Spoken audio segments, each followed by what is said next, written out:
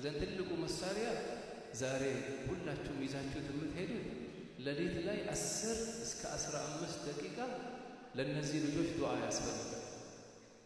በፊት የነበሩ ዑለማዎች ትላልቅ ደረሶች ካፈሩበት አንዱ ኢኽላሳቸው ነው።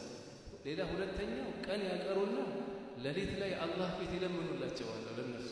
እስኪ አስበው አላህ የሚፈራ ሼኽ ቀን አቅርተው ለሊት ደግሞ አላህ ፊት አልቅሰው አላህን ሲለምኑ እንዴት አላህ ይከፍተው ነው? እንዴትስ በረካ ያገኙ? ፈሊሃዳ ዝግጁ ነን? ማን ዝግጁ ነው? ዛሬ በየቀኑ ካሁን በኋላ ማታ ማታ ተነስቼ ለልጆቼ ልለምንም ሁላችንም ቂያመ ለይል ደግሞ ለቀብር ኑር የሚፈልግ ሰው بركعة في ظلام الليل تحييها የሌሊት ሰላት አላህ ካገራለ يعني የሰዓዳ ምልክት ነው። የሰዓዳ አንድ ሰው ሰዒድ ነው። ከምልክቶቹ አንዱ ጣዓ አላህን መገዛት ሲገራልህ እኮ ነው። ይሄ አንድ የሰዒድነት ምልክት እኮ ነው።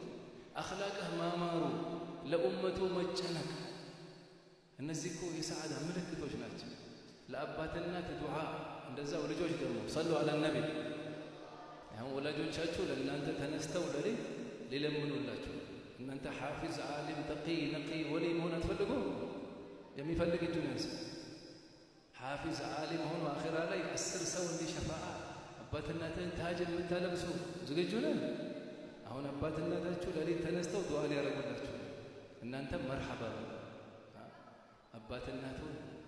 አባትናቱን የሚኻደም የእነሱ ዱዓ የሚያገኝ አላህ ቁርአኑንም ያገራለት።